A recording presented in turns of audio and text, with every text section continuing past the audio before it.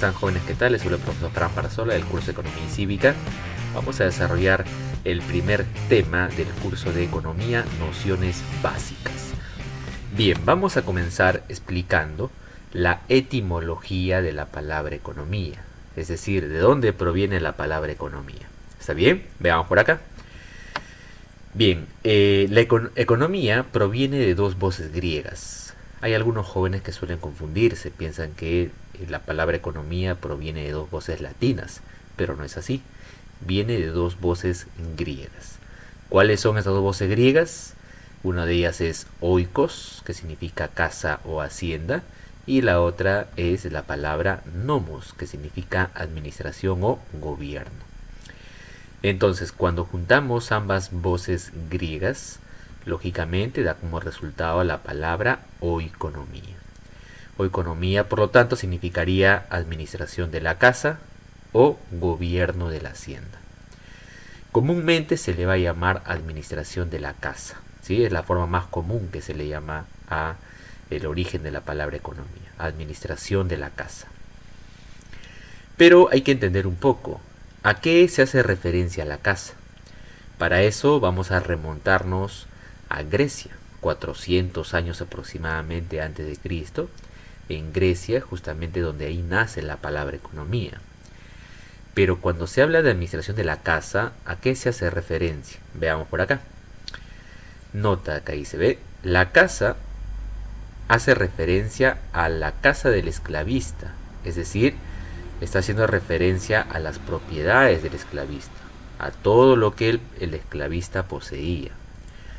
Y las propiedades del esclavista estaban conformadas por sus tierras, porque se dedicaban a la agricultura, sus ganados, se dedicaban a la ganadería, su vivienda, la infraestructura en sí, y también sus esclavos.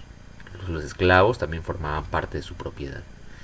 Entonces, cuando se habla de administrar la casa, no se entiende la casa como actualmente nosotros podemos entender que es una vivienda, sino se hace referencia la casa a las propiedades del esclavista. Entonces, cuando se dice administrar la casa, se está haciendo referencia a administrar las propiedades del esclavista. ¿Está bien? Perfecto.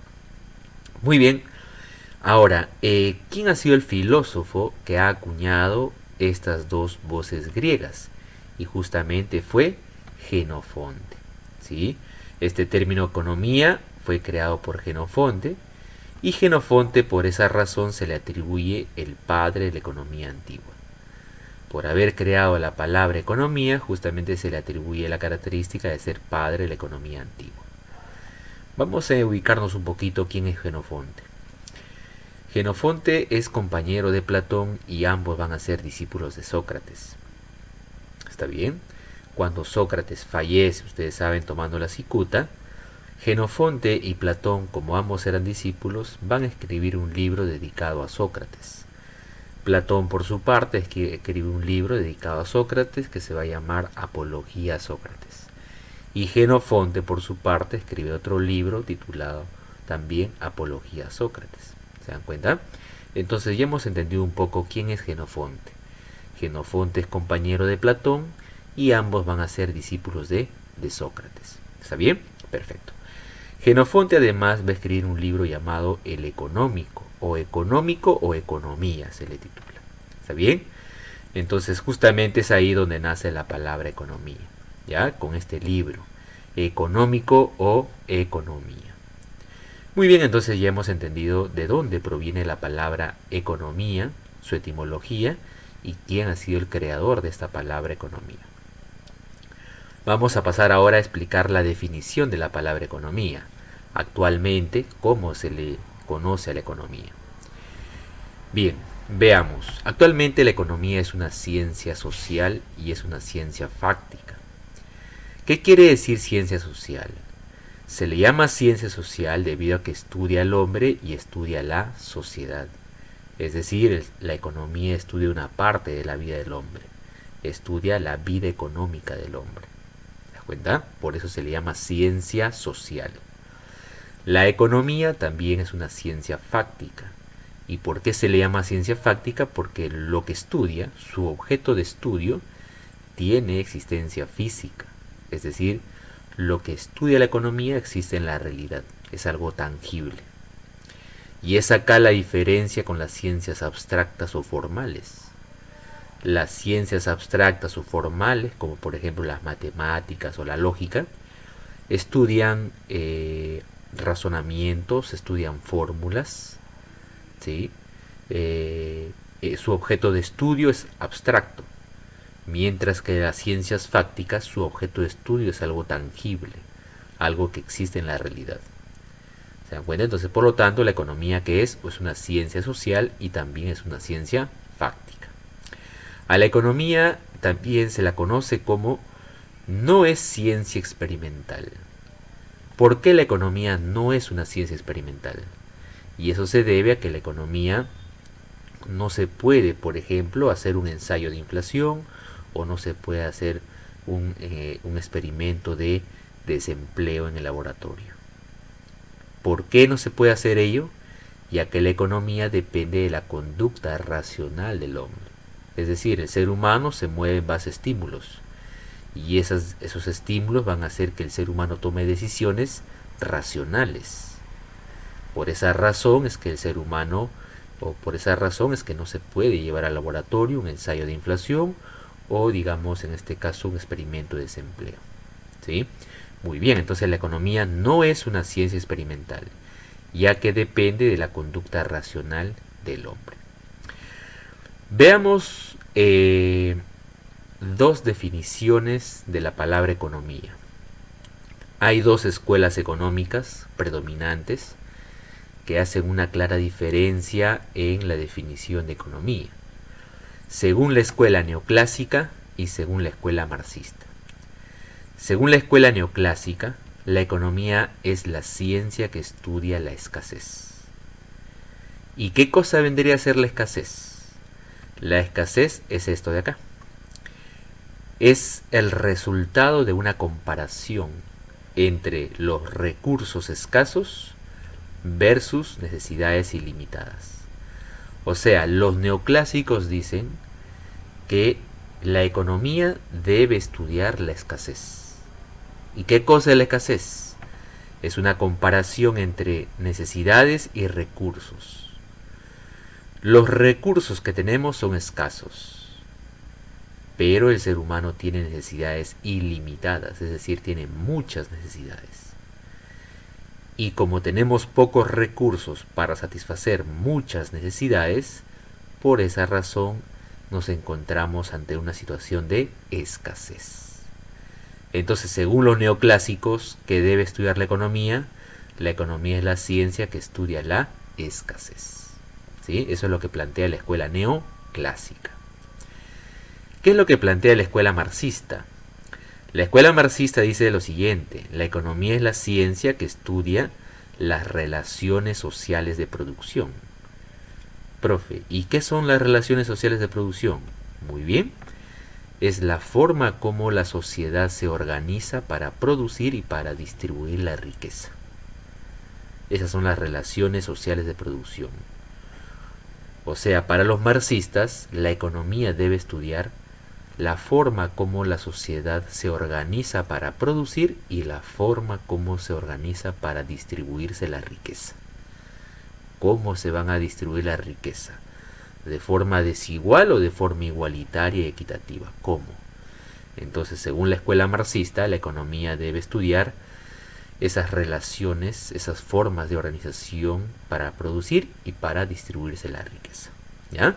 Dos ideas completamente diferentes, dos definiciones completamente diferentes de economía. Bien, vamos a seguir avanzando. En el Perú, ¿cuál de las dos definiciones se va a enseñar? O sea, en el Perú, ¿cuál de las dos economías se enseña? En el Perú se enseña la escuela neoclásica, no porque sea mejor o porque sea peor, sino que la escuela neoclásica es una doctrina económica que se aplica en los países capitalistas. Tanto pobres y ricos se aplica en los países capitalistas. Mientras que la escuela marxista es una doctrina económica que se aplica en los países socialistas. Entonces, como el Perú es un país capitalista, por lo tanto se enseña la escuela neoclásica. ¿Y en qué país, por ejemplo, se enseñará la escuela marxista? Se enseñará en la escuela, en el país, por ejemplo, Cuba, ¿no? Que es un país socialista. ¿Sí? Muy bien. Perfecto, vamos a seguir avanzando y ahora vamos a explicar cuál es el problema de la economía. A ver, ¿cuál es el problema de la economía? Ustedes saben que la economía es una ciencia y toda ciencia tiene un problema que resolver. Esa es la razón de existencia de las ciencias. ¿Por qué las ciencias existen? Porque hay problemas que resolver. Entonces la economía existe porque hay un problema que resolver. Y veamos cuál es ese problema de la economía que debe resolver. Y ese problema también va a depender de dos escuelas, dos enfoques diferentes. No nos olvidemos que hay varias formas de ver la economía, no hay una sola. Así como en el curso de filosofía tenemos corrientes filosóficas, de igual manera en el campo de la economía hay escuelas económicas, diferentes formas de ver la economía. Vamos a ver estas dos escuelas económicas que plantean cuál es el problema de la economía. Veamos. Según la escuela neoclásica, dice que el problema de la economía es la escasez. O sea, la economía debe resolver la escasez. ¿Y qué cosa era la escasez? Te dije hace un momento. Es una comparación entre recursos y necesidades, ¿no? Los recursos son escasos y las necesidades son ilimitadas. Entonces, este problema es de la economía. La economía tiene que solucionar el problema de la escasez. Como hay escasez, ¿qué tiene que hacer el ser humano? Muy bien, la escasez nos lleva a elegir. Como tenemos pocos recursos para satisfacer todas las necesidades, entonces tenemos que elegir qué necesidades se van a satisfacer primero con estos pocos recursos que tenemos. Entonces la escasez lleva al ser humano a elegir. Es por esa razón que según los neoclásicos, a la economía se le llama la ciencia de la elección. ¿Está bien? Se le llama la ciencia de la elección. ¿Por qué? Porque el ser humano tiene que elegir debido a que hay escasez. Ahora, vamos a elegir en base a qué. ¿En base a qué se tiene que elegir? En base al costo de oportunidad. ¿Sí? Tenemos que elegir en base al costo de oportunidad. ¿Y qué cosa es el costo de oportunidad? El costo de oportunidad es lo que dejas de hacer por elegir otra cosa. Vamos con un ejemplo. Si tenemos un sol, si solamente digamos tienes un sol, ¿sí? Acabas de salir del colegio y tienes un sol nada más. Un ejemplo. Y tienes dos necesidades por satisfacer. O sea, ¿cuál es tu recurso escaso? Un sol, el dinero. Pero tienes dos necesidades que satisfacer. Quieres comprar una galleta, digamos tienes hambre, pero también quieres usar para tu pasaje. Entonces hay dos necesidades, una que es el hambre y otra que es transportarte. Pero solamente tienes un recurso escaso que es el sol. Tienes un sol nada más. Por lo tanto, te encuentras en una situación de escasez. ¿Qué vas a hacer? Vas a tener que elegir. Con ese sol que tienes, vas a comprar una galleta o vas a usar para tu pasaje. Vas a tener que elegir. Entonces, la escasez te está llevando a elegir. ¿Y en base a qué vas a elegir? En base al costo de oportunidad. Es decir, si tú eliges la galleta, dejas el pasaje. ¿Cuál será el costo de oportunidad de elegir la galleta? Es lo que dejas de hacer, ¿no? Dejar el pasaje. Pero si tú eliges el pasaje, dejas la galleta. ¿Y cuál será el costo de oportunidad de elegir el pasaje? Justamente dejar la galleta. ¿Te das cuenta? Entonces, tú tienes que elegir. Ahora, ¿cuál elijo, profe? Eso ya depende de cada sujeto. Cada persona elige, en este caso, quizás la galleta o quizás el pasaje, ¿sí? Dependiendo cuál es más importante para la persona. Muy bien, entonces te das cuenta que, según la escuela neoclásica, el problema de la economía es la escasez, ¿sí? Muy bien. A ver, ¿qué es lo que dice la escuela marxista? ¿Cuál es el problema de la economía según la escuela marxista?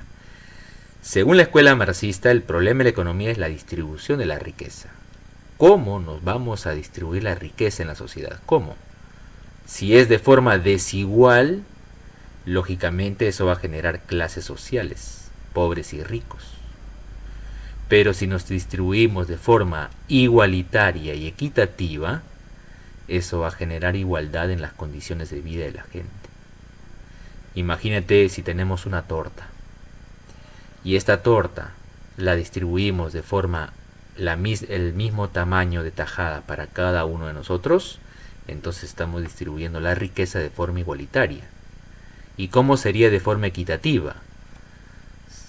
Vamos a darle una tajada de torta a las personas según cuánto necesitan. Hay algunos que necesitan más que otros, entonces se les dará un poco más. ¿Se dan cuenta? Entonces, pero también hay otra manera de distribuir que sería de forma desigual, en la cual a un grupo de personas se le va a dar un mayor tamaño de tajada y a otro grupo, en este caso, una tajada pequeña, ¿no? Esa sería una forma desigual de distribuir la riqueza. Entonces, según la escuela marxista, ¿cómo debe ser la distribución de la riqueza? ¿No? Ese es el problema de la economía, cómo distribuirnos la riqueza.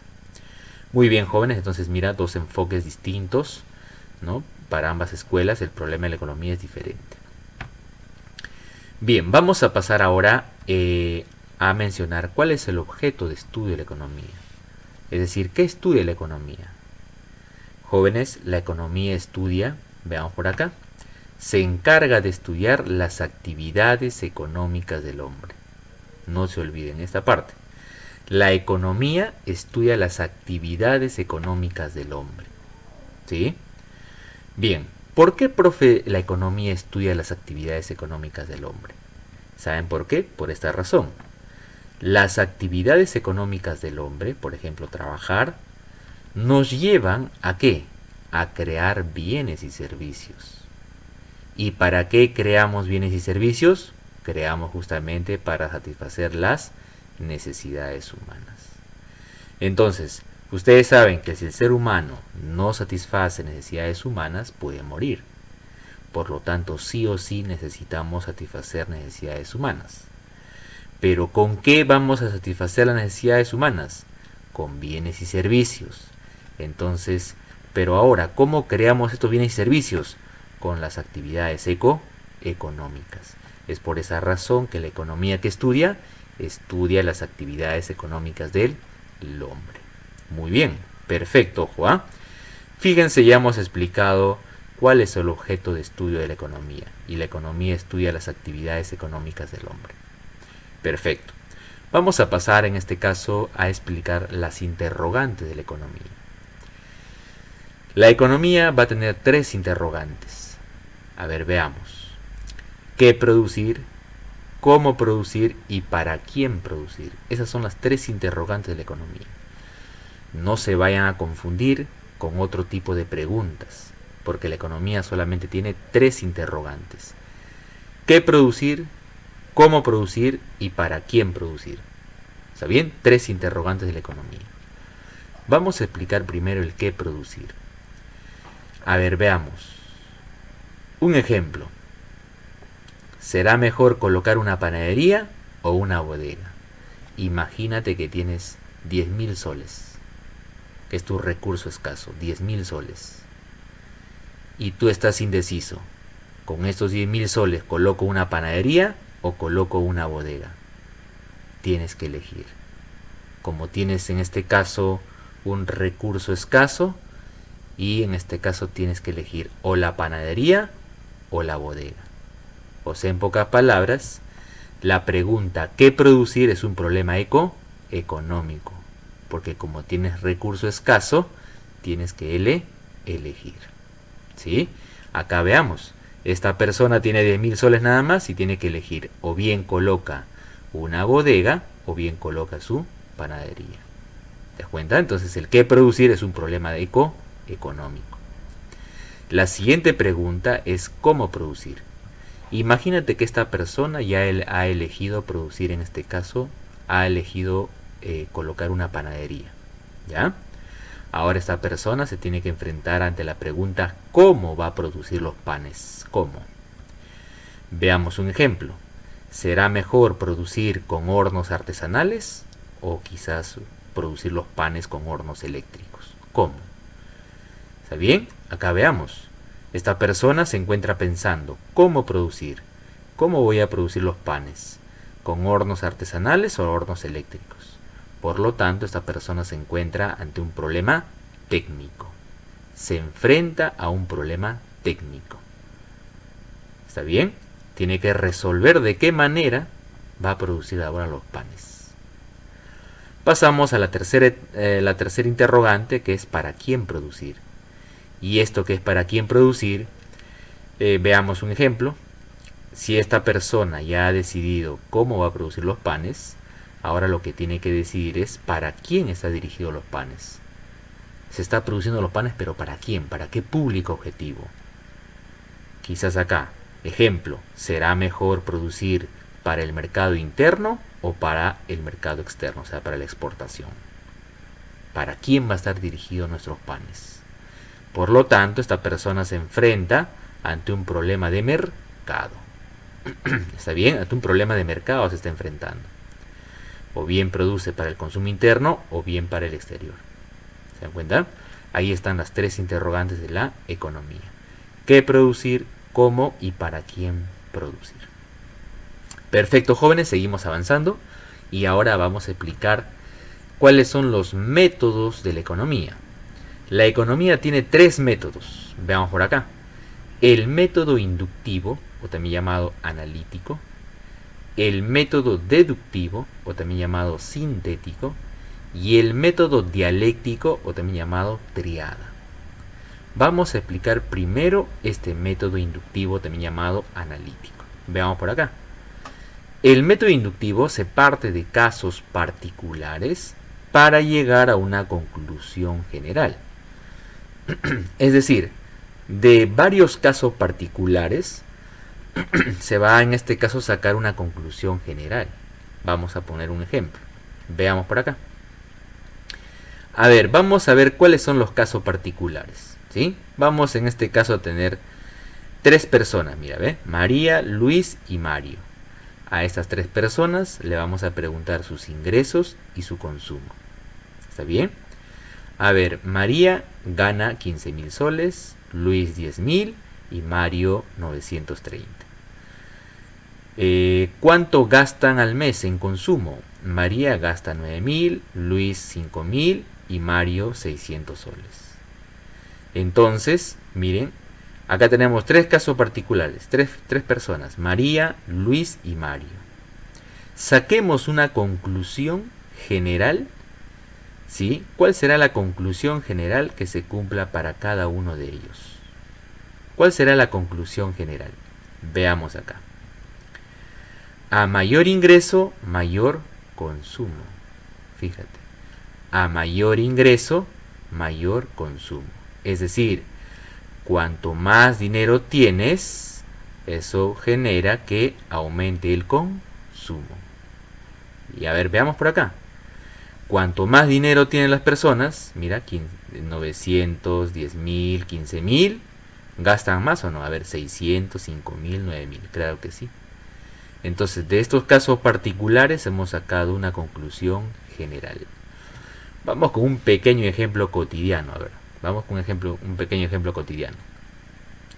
¿Qué pasaría si una señorita tiene un enamorado y este enamorado le es infiel? Tiene un segundo enamorado y también le es infiel. Tiene un tercer enamorado y también le es infiel. Por lo tanto, ¿cuál será la conclusión general que saque esta señorita? Todos los varones son infieles. Ahí estaría aplicando el método inductivo. ¿Te das cuenta? Entonces, de tres casos particulares, ella ha sacado una conclusión general. ¿Cuál es la conclusión general? Todos los varones son infieles. Lo cual no es cierto, ¿no? Pero bueno, es un pequeño ejemplo de método inductivo de una persona. Como ha sacado, ¿no?, una conclusión. Bien, a ver, veamos. Pasamos al método deductivo. Y el método deductivo es al revés. Si el método inductivo se partían de casos particulares para llegar a una conclusión general, ahora el método deductivo, o también llamado sintético, se parte de conclusión general para llegar a caso particular. Veamos, a ver. Vamos a tomar como ejemplo esta conclusión general que teníamos por acá.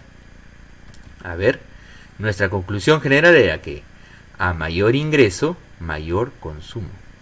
¿Está bien? Mírame, a mayor ingreso, mayor consumo. Esto es lo general, lo que sabíamos. Veamos cómo se aplica esto a un caso particular. ¿Cuál será nuestro caso particular? Si María tiene más ingresos, entonces comprará más ropa. ¿Se cumple? Claro que sí. Fíjate cómo de esta conclusión general hemos sacado un caso particular, una conclusión particular. Si sabemos que a mayor ingreso de dinero, mayor consumo, entonces si María tiene más ingresos, o sea, tiene más dinero, por lo tanto comprará más ropa. Fíjate, de una conclusión general hemos entendido un caso particular. ¿Te das cuenta? Entonces, el método inductivo va de lo particular a lo general. Y el deductivo al revés, de lo general a lo particular. Vamos a pasar por último al método dialéctico, también llamado triada. Fue desarrollada por la escuela marxista. Y se le llama triada debido a que tiene tres partes: tesis, antítesis y síntesis. A ver, veamos por acá. Vamos a poner un ejemplo, ¿sí? Vamos a poner un ejemplo. A ver, ¿cuál sería la tesis? Vamos a colocar una clase social determinada, los esclavistas. ¿Cuál sería la antítesis? Lo contrario a los esclavistas. ¿Quiénes serán? Los esclavos. Dos clases sociales diferentes, opuestas. Producto del enfrentamiento de ambas posiciones opuestas, vamos a tener una síntesis. ¿Y cuál será la síntesis? La caída del sistema esclavista. Fíjense cómo la escuela marxista ha tratado de aplicar el método dialéctico en el campo social, ¿no? En el campo histórico. Dos clases sociales opuestas enfrentadas van a generar justamente la caída del sistema esclavista. Vamos a ver un ejemplo un poco más cotidiano. A ver, fíjate. Digamos que nuestra tesis es todas las ideas a favor del aborto.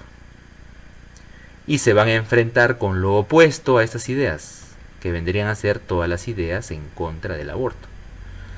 Se van a enfrentar ambas posiciones y producto del choque, del enfrentamiento de ambas ideas contrarias, ustedes van a poder tener una definición o un concepto sobre el aborto. Si ha primado en ustedes las ideas a favor, por lo tanto su síntesis será a favor del aborto. Pero si ha primado en ustedes las ideas en contra del aborto, por lo tanto la síntesis también estará en base a las ideas en contra del aborto. ¿Se dan cuenta? Entonces, el método dialéctico es justamente contraponer lo opuesto, la lucha de opuestos, la lucha de contrarios, y da como resultado una síntesis. ¿Sí? Muy bien. En pocas palabras, para que ustedes puedan conocer mejor una moneda, tienen que conocer ambas caras, tanto la tesis como la antítesis, ¿no? Tanto el reverso como el anverso. Muy bien, entonces ese es el método dialéctico. Estos son los tres métodos de la economía: el método inductivo, el método deductivo y el método dialéctico. Vamos a seguir avanzando y vamos a explicar ahora los sistemas económicos. ¿Qué son los sistemas económicos? A ver, ¿qué entendemos por sistemas económicos? Los sistemas económicos son las distintas formas como la humanidad se ha organizado para producir y distribuir la producción. Es decir, el ser humano ha experimentado, en este caso, algunos sistemas económicos, no todos, ¿está bien? Pero, a ver, veamos qué sistemas económicos la humanidad ha logrado experimentar. A ver, ¿cuáles son los sistemas económicos? La comunidad primitiva, el esclavismo, el feudalismo, el capitalismo, el socialismo y el comunismo. A ver, veamos. El primer sistema económico, que es la comunidad primitiva. En estas épocas la producción era colectiva, no existían clases sociales y la principal actividad era la recolección, la caza, la agricultura, etc. ¿Está bien? Eso fue en la comunidad primitiva. Después se pasó a un sistema económico llamado el esclavismo. El esclavismo, acá surgen las clases sociales, van a haber dos clases sociales, esclavista y esclavo. En esta época no te olvides que pertenecen las culturas de Egipto, Mesopotamia, Grecia, Roma, ¿no? Todas esas culturas pertenecen a un sistema esclavista. No nos olvidemos que acá en esta época del esclavismo en Grecia está naciendo el término economía, por Genofonte, el padre de la economía antigua. Luego se pasó a otro sistema económico llamado el feudalismo. En el feudalismo también existieron dos clases sociales, el señor feudal y el siervo. La producción se basaba en las relaciones de servidumbre, es decir, ya no habían esclavos, los esclavos ya habían sido liberados, pero ahora habían siervos, es decir, personas libres, no estaban en situación de esclavitud, pero sí el señor feudal, que era el dueño de las tierras, le alquilaba o le daba un pequeño espacio en su tierra para que ahí él pueda producir. Si bien es cierto, el siervo era libre, pero dependía del señor feudal. Porque ¿quién era el dueño de las tierras? El señor feudal. Esas son las relaciones de servidumbre. El feudalismo duró muchísimos años en el mundo. Es el sistema económico actualmente que más tiempo ha durado, el feudalismo. Estamos hablando de las monarquías, ¿está bien? Del gobierno de los reyes. Dice por acá, es la época de las monarquías y los gobiernos el gobierno de los reyes, ¿no? La economía y otras ciencias no se van a desarrollar en esta época.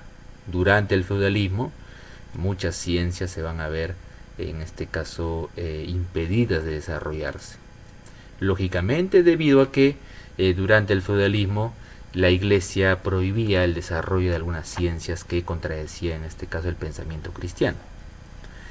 El feudalismo no duró para siempre, también tuvo su caída, y su caída fue con la Revolución Francesa, ¿no? Que fue en este caso la caída total del feudalismo en Europa. Y luego poco a poco surgió un sistema llamado capitalismo. En el capitalismo también van a existir dos clases sociales, que son los burgueses y los proletarios. El burgués, que podríamos entender como el dueño de la empresa, y el proletario es aquel que trabaja para la empresa, es el trabajador, el que vende su fuerza de trabajo. Ahora, la producción en el sistema capitalista se basaba en el trabajo a cambio de un salario, ¿no? Es decir, el trabajador laboraba a cambio del pago de un salario. Ya no habían relaciones de servidumbre como en la época feudal, pero ahora el trabajador por su trabajo recibía una cantidad de dinero. ¿Está bien? Veamos por acá. Al sistema capitalista se le llama la soberanía del consumidor. ¿Por qué se le llama la soberanía del consumidor?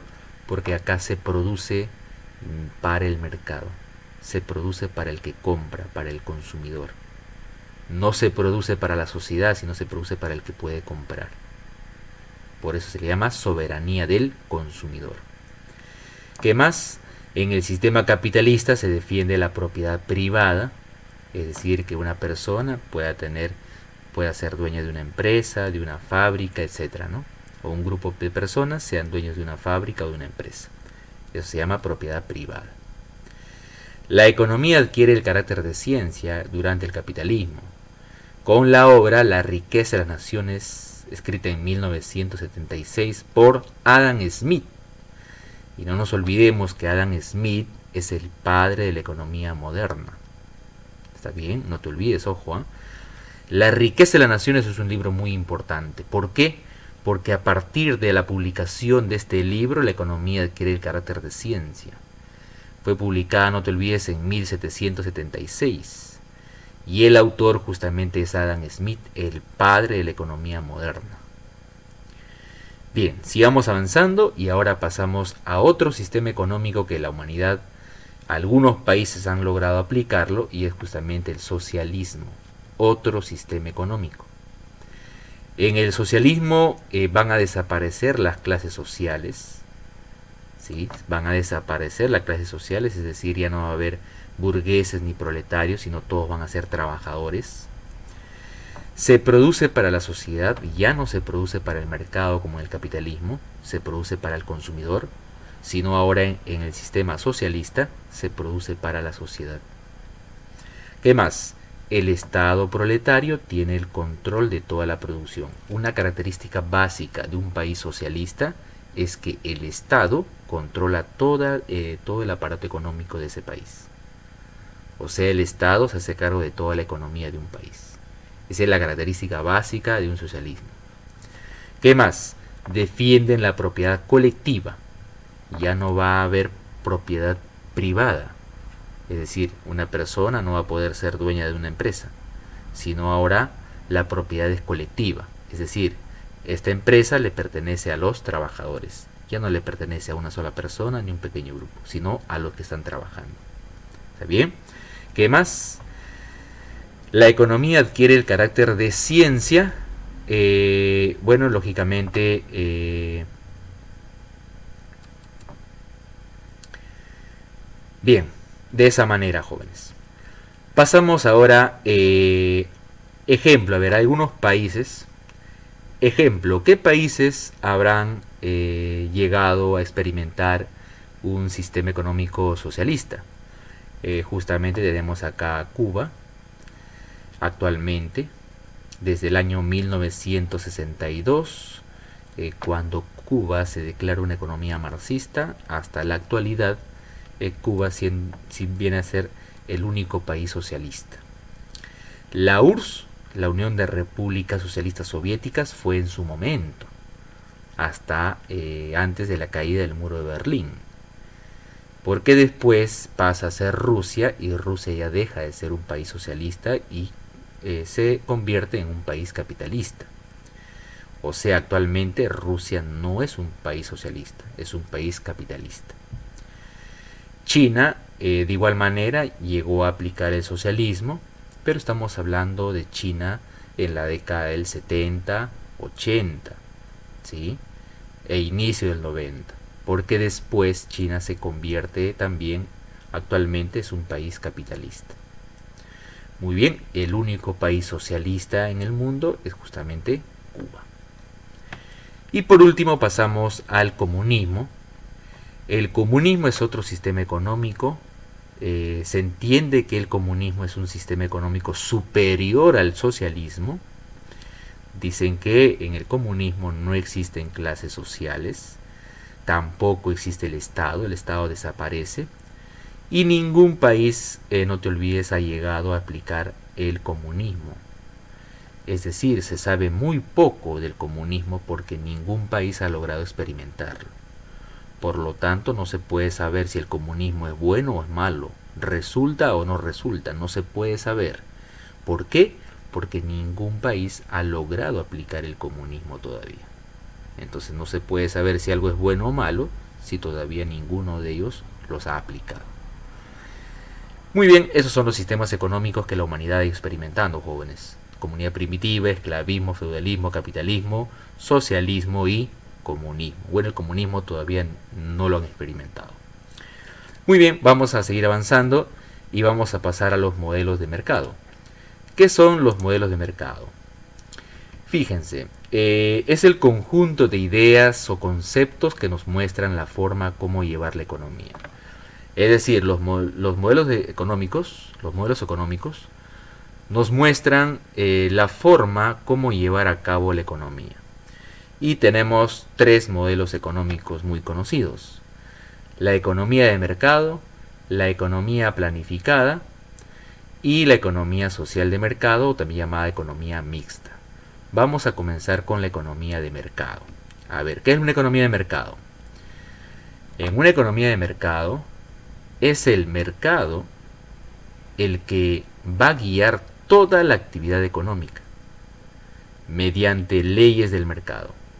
Es decir, si un país decide tener una economía de mercado, quiere decir que es el mercado el que se va a encargar de determinar toda la actividad económica.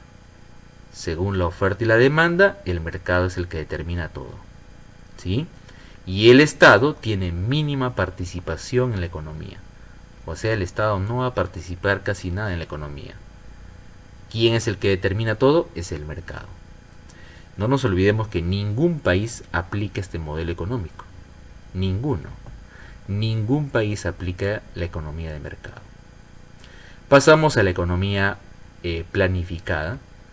Y la economía planificada, jóvenes, acá el Estado es el que guía toda la actividad económica. ¿Sí? Ojo, no te olvides, el Estado es el que va a guiar toda la actividad económica. El Estado tiene la completa participación en la economía. O sea, es todo lo contrario a una economía de mercado. En una economía de mercado es el que determina todo y el Estado no.